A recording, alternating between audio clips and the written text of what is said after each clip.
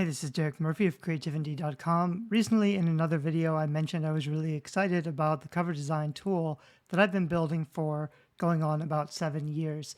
And I'm playing with it today, so I wanted to kind of show you really quickly what I am doing and how the tool works.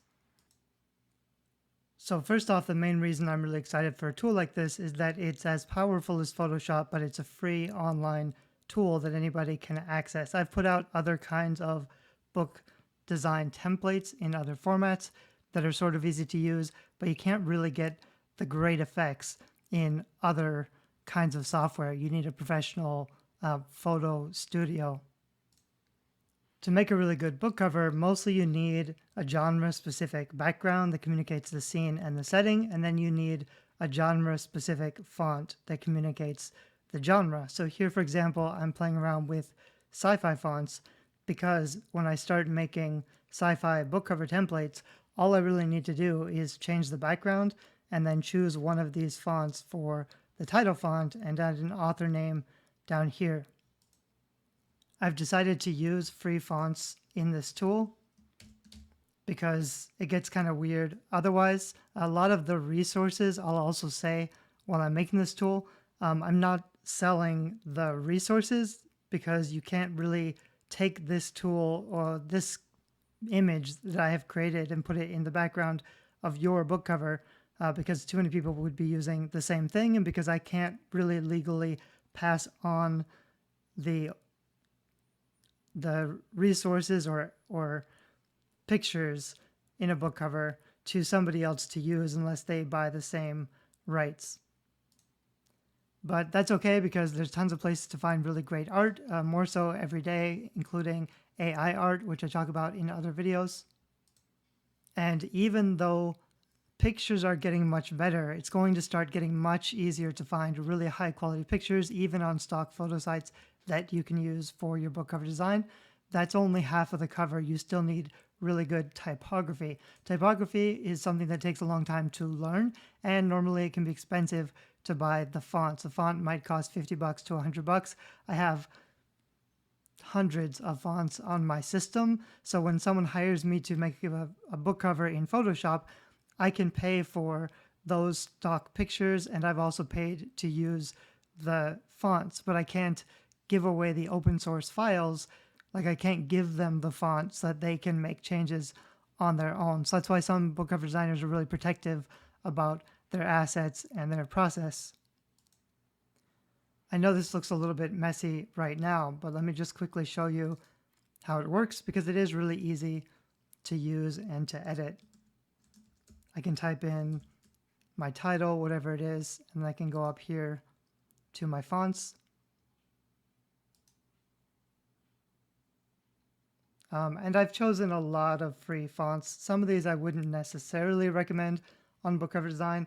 You don't get the very fancy glyphs or tails that you might get in Photoshop because there's some limitations to the fonts in a program like this.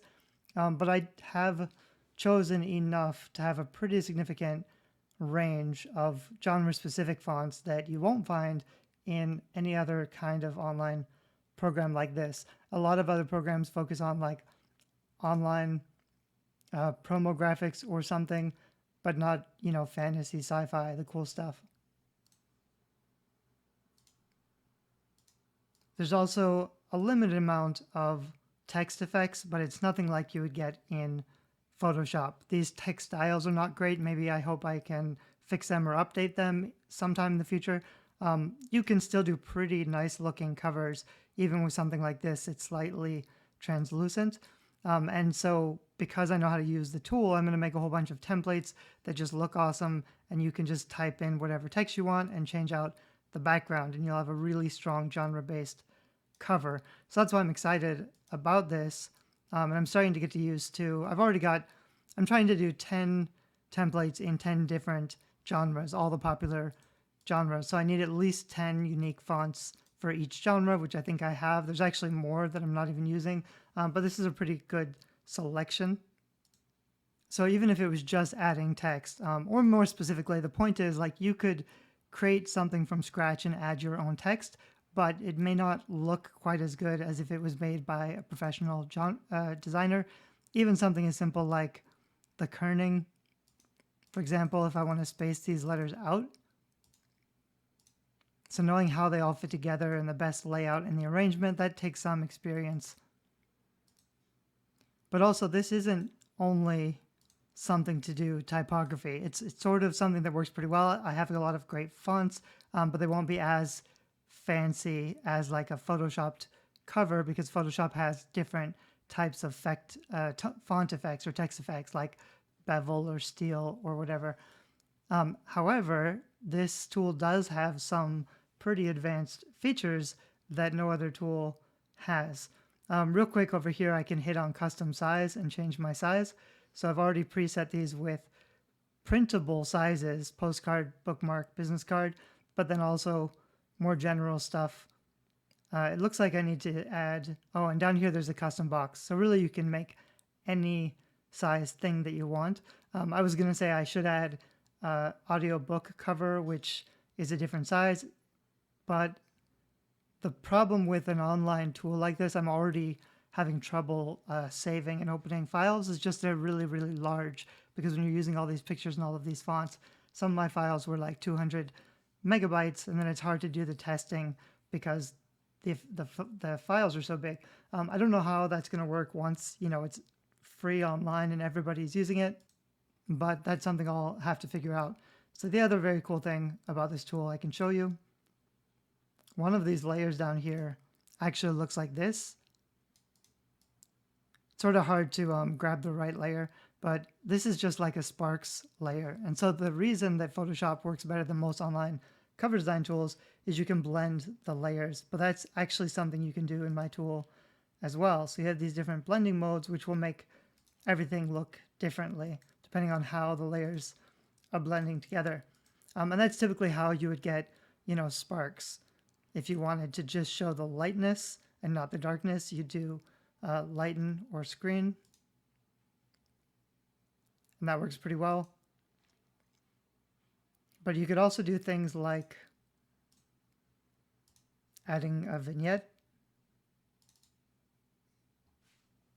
So I can just turn this one, drag it so that it covers. You can kind of see the line is the outline of the actual book cover. This is a 6:9, which is the default, but you can change to a 5.8, or you can set your own size if you know the exact dimensions.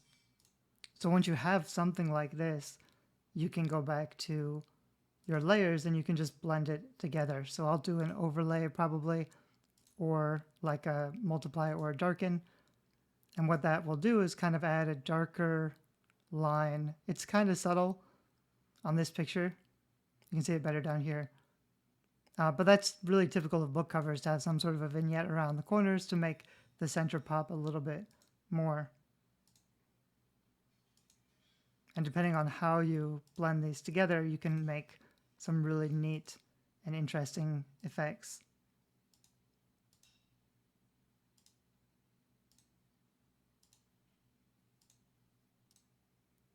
So the reason I started this video today, because like I mentioned, I'm working on preparing to make templates for each genre. I'm going to do 100 covers and put them up on the website. Some of them will be free, so you can hopefully just click right into it, choose one that you want, change the text, pick a font, whatever you want. I'm also going to be making pretty detailed tutorial videos about how to use this tool to design book covers. And finally, now that I'm going through and isolating fonts, I'm basically just making a list of fonts. So then I can make a blog post about, the best free sci-fi fonts for book cover design, because I've found all these fonts and they're all in the tool. So probably I'll have a series of blog posts that talk about each of my choices and where you can get the free font. And then I'll also have the template that I made with that font to show it off. I'll put all that stuff up on DIYbookcovers.com, which is where I share tools about book cover design. I am pretty excited about this tool, but I'm hesitant or fearful because I've been trying to get this done for so many years now and it's never really come together. But for the first time, I'm playing with it, and most things work. And now I can start to get excited about actually building things with it again. Stay tuned for that, or check out DIYbookcovers.com. Subscribe if you want to see more book cover design tools, because once this tool goes live, I'll probably be making lots of videos about cover design again. Thanks. Bye bye.